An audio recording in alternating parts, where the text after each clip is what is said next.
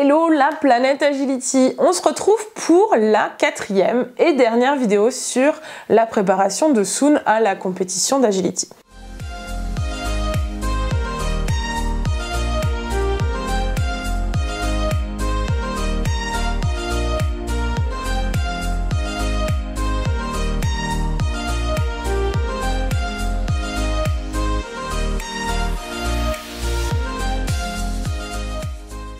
Si vous n'avez pas encore vu les précédentes vidéos, eh bien je vous remets le lien dans la description et comme ça vous verrez tout ce qu'on a travaillé avec Soon avant ces 1 an. Dans cette vidéo, on va aborder la période des 1 an jusqu'au premier concours de Soon. Finalement sur cette période, en fait, c'est le moment où tout va s'accélérer et le chien il commence à être en fait plus apte mentalement, plus apte physiquement et on va pouvoir faire des enchaînements plus longs et surtout vraiment aborder l'apprentissage de tous les obstacles de l'agility, tous les obstacles qui vont composer nos parcours plus tard. Donc vraiment voilà, ça va s'étaler comme ça sur ces 6 mois quasiment de préparation et on va commencer voilà, à aborder des choses qui ressemblent vraiment à de l'agility. Donc vous l'avez vu dans les précédentes vidéos, on a passé beaucoup de temps avec Soon à travailler sur les fondations, sur la boîte à outils, sur toute cette préparation-là. Dans cette dernière période, eh bien c'est le moment où on vient assembler les différents morceaux du puzzle et on commence vraiment voilà, à construire notre objectif final qui est d'avoir un parcours complet d'agility avec tous les obstacles. Comme on a beaucoup travaillé sur ça, eh bien cette période-là, elle a été géniale et super fluide. J'avais vraiment besoin juste d'aller piocher dans la boîte à outils ce dont on avait besoin pour les nouveaux apprentissages et ça a été hyper fluide pour Soon. Ça a été très rapide et je me souviens à chaque fois que je lui apprenais un nouveau truc de dire « Waouh, mais elle est trop forte, elle arrive trop bien à le faire » et bien sûr Pauline qui me rappelait à la raison en me disant « Oui, mais en même temps, elle a tout ce qu'il faut pour savoir le faire ». Et c'était vrai, c'est-à-dire que c'est pas miraculeux en fait qu'elle sache apprendre aussi vite, c'est juste qu'elle avait tout ce qu'il fallait dans sa boîte à outils pour y arriver. Donc sur cette période, on a travaillé évidemment beaucoup de choses, vous en doutez, hein, c'est plus long, Soon elle était plus grande, mais du coup on va pas pouvoir parler de tout, ça va être beaucoup trop long. Donc j'ai encore choisi de vous parler de 3 thématiques principalement. Donc on va parler running contact, on va voir la suite de ça parce que c'est, je sais, quelque chose qui vous intéresse beaucoup. On a travaillé le slalom, ça aussi je sais que c'est un sujet qui vous plaît. On a abordé le slalom évidemment sur cette période-là. Et bien sûr, un autre sujet qui peut vous plaire, c'est celui sur le travail des haies. Vous le savez, sur la planète Agility, on a 7 ordres sur les haies.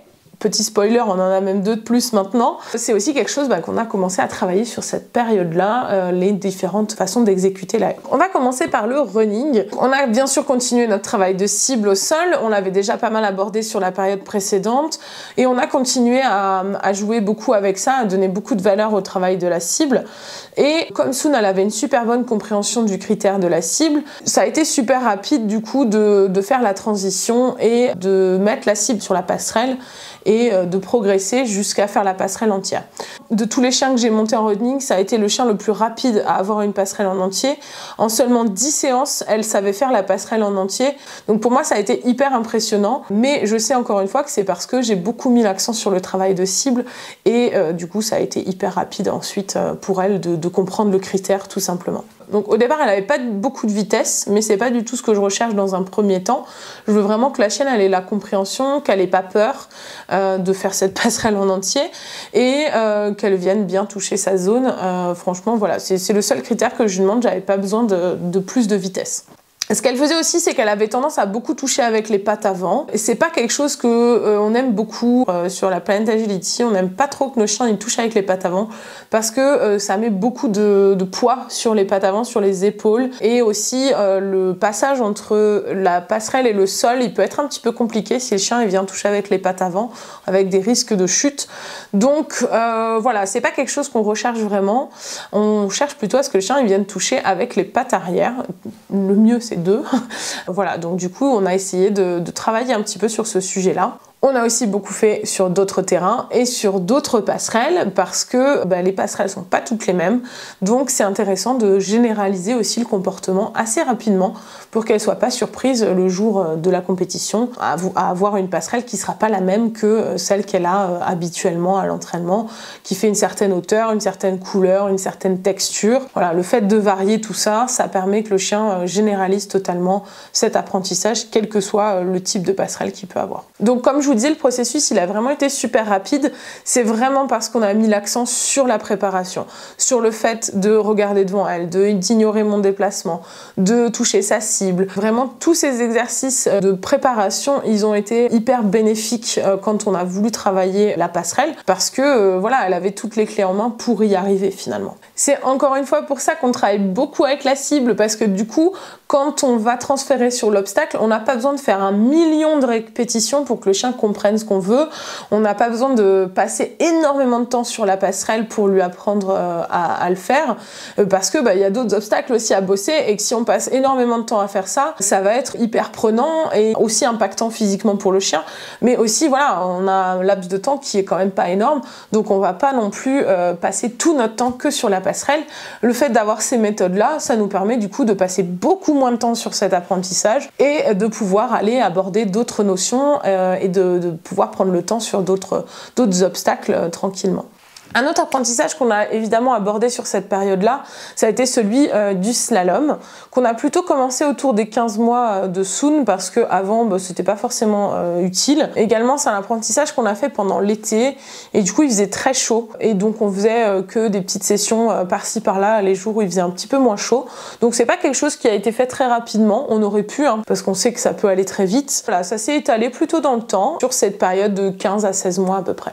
Mais finalement, si on compte le nombre de sessions, il y en a très peu. Enfin, on a fait une quinzaine de sessions maximum pour arriver à avoir un slalom entier. Que même si ça s'est étalé dans le temps, il n'y a pas eu énormément de sessions sur le slalom. Donc évidemment, j'ai choisi d'utiliser la méthode du 2x2. C'est la méthode qu'on adore sur Planet Agility, qu'on a utilisée pour tous nos chiens pour apprendre le slalom, parce qu'elle permet d'avoir tout de suite la compréhension de la part du chien. C'est lui qui est acteur de son apprentissage et du coup, il en découle que le chien il a beaucoup d'autonomie, beaucoup de compréhension des entrées, des sorties, il a une bonne vitesse, un bon enchaînement des portes. Donc voilà, c'est vraiment notre méthode phare, c'est celle qu'on utilise tout le temps. Et encore une fois, comme Soon, elle avait eu beaucoup de préparation en amont, ça a été super rapide parce que voilà, elle savait déjà travailler au shaping, elle savait interagir avec des objets, elle savait regarder devant elle, elle savait réfléchir, même s'il y avait la treat and train devant elle. Elle avait toutes les bases pour y arriver. Tout ce qu'on avait bossé avant nous a vraiment servi sur l'apprentissage du slalom. Donc là, on est sur la deuxième ou la troisième session, mais avec une seule porte. Donc c'est le début vraiment du 2x2. Le chien, il doit toujours prendre son entrée avec l'épaule gauche en premier. Donc comme la première porte en fait du slalom. On voit qu'ici, Soon, elle se débrouille toute seule, je l'aide pas du tout pour trouver la porte. Elle est autonome en fait dès le début, dès la deuxième ou troisième session, elle est déjà autonome pour aller chercher la porte. Je me place à différents endroits pour tester sa compréhension de l'entrée avec l'épaule gauche et on a vraiment très peu d'échecs pour que sa motivation elle reste au maximum. Donc j'ai vraiment fait ça quand j'ai compris qu'elle était capable d'y arriver même si je changeais d'endroit. 2 ou 3 sessions plus tard, on arrive à faire nos 4 portes et c'est déjà finalement un mini slalom. Il suffira ensuite de rajouter des portes pour arriver à faire notre slalom en entier et le tout bien sûr en autonomie. Aujourd'hui, Soon, elle a vraiment un slalom qui est incroyable. Elle est super autonome, elle a une bonne compréhension des entrées, elle va super vite, c'est un truc de ouf. Et vraiment, elle a vraiment pas d'erreur en fait quasiment dans le slalom, donc ça c'est vraiment chouette. Encore une fois, c'est vraiment grâce à cette méthode-là du 2x2 parce que dès le début, on apprend au chien à chercher l'entrée, à rentrer épaule gauche, à être autonome, à rester focalisé devant lui. Enfin voilà, honnêtement, pour l'instant, je pense que pour rien au monde, je changerais de méthode d'apprentissage. Pour le peu de répétitions, donc moins d'impact sur le chien, moins de temps passé, encore une fois. On ne veut pas y passer des siècles et demander au chien de répéter des milliers, des millions de fois pour y arriver, et aussi pour le résultat que ça procure, quoi. Sur cette période des 1 an jusqu'aux 18 mois, on a aussi beaucoup travaillé sur l'apprentissage des ordres sur les haies. Si vous n'avez pas du tout de quoi je vous parle, je vous remets dans la description notre fiche récapitulative de nos 7 ordres sur les haies.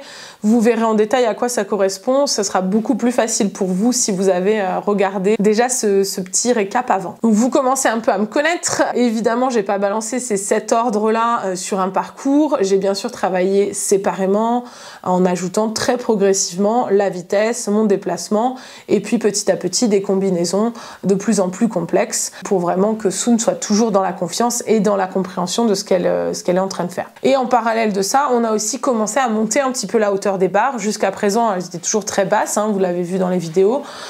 Progressivement, on a monté les barres jusqu'à ce qu'elles arrivent à 60 cm autour de ces 18-20 mois à peu près. Voilà, ça a été très progressif, de manière à ce qu'elle apprenne à la fois le comportement, mais aussi sauter la barre avec ce comportement-là. Au fur et à mesure, on a pu faire des ateliers de plus en plus longs, toujours avec très peu d'échecs et de doutes, parce que Sun, elle avait déjà, encore une fois, toutes les cartes en main pour y arriver. Donc, par exemple, s'il y avait des ordres qu'on n'avait pas encore travaillé, eh bien, je les mettais pas sur les enchaînements. Dans les enchaînements, j'allais mettre que les notions qu'elle avait déjà, pas la mettre en échec, en fait, tout simplement. Si elle savait pas faire, c'était pas présent dans l'enchaînement. Pour ces 18 mois, on s'est fait un petit cadeau à toutes les deux parce qu'on a fait un stage intensif avec mon super ami croate Jelko Gora, qui est un super entraîneur. Il nous a proposé du coup des challenges assez techniques d'un niveau assez élevé qu'on n'avait jamais pu tester jusqu'alors. Du coup, là encore une fois, j'arrêtais pas de dire oh là là, mais c'est incroyable, elle est trop forte, elle arrive à faire ses enchaînements. Et oui, bon, voilà, encore une fois, elle avait aussi bien acquis toutes ces choses-là. On avait bien travaillé en amont avant d'arriver sur le stage.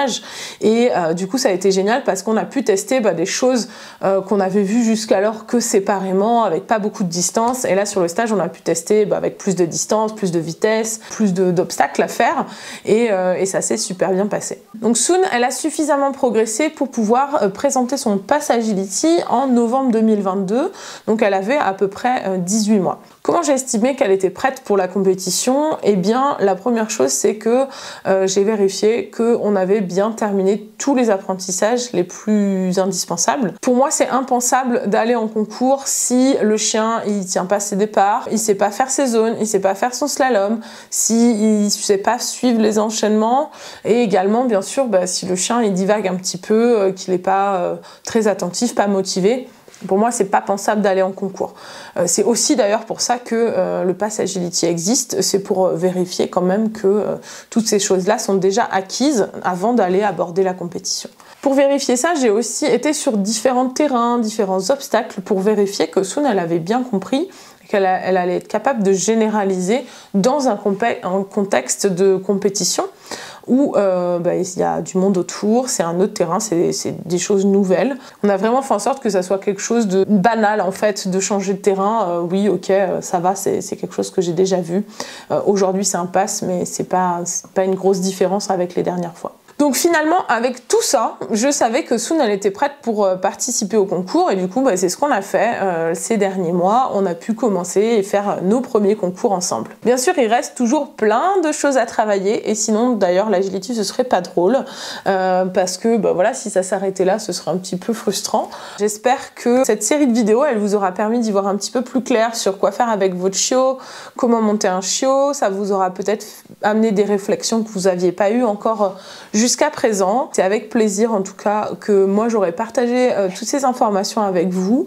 J'espère vraiment que ça vous aura plu. N'hésitez pas encore une fois à nous faire des retours et à nous dire ce que vous en retenez, ce qui vous a fait tilt, quelles notions vous allez mettre en pratique avec votre jeune chien, quelles choses vous allez peut-être retravailler avec votre chien parce que vous avez vu que ça lui manquait. Voilà, n'hésitez pas du coup vraiment à nous partager tout ça, ça nous fera plaisir vraiment de vous lire et de vous répondre. Vous pouvez faire ça en commentaire de cette vidéo. Et en lien dans la description de cette vidéo, vous allez retrouver le guide de l'agility par âge où vous allez avoir tous les détails sur ce qu'on travaille avec nos chiots pour les préparer à l'agility, de leurs 2 mois jusqu'à leur premier concours. On vous a tout détaillé par période, ce que vous pouvez faire, ce qu'on vous déconseille de faire. Voilà, vraiment tout ce que vous allez pouvoir aborder pour la préparation de votre chiot, et vous allez vraiment trouver des réponses à vos questions sur la préparation du chien à l'agility. Voilà pour cette dernière vidéo sur la préparation de Soon à l'Agility. C'était vraiment pour moi un plaisir de partager cette aventure avec vous. N'hésitez pas à liker cette vidéo, à la partager et bien sûr à vous abonner pour ne pas rater nos prochaines vidéos. C'était Camille et je vous dis à très bientôt sur la planète Agility.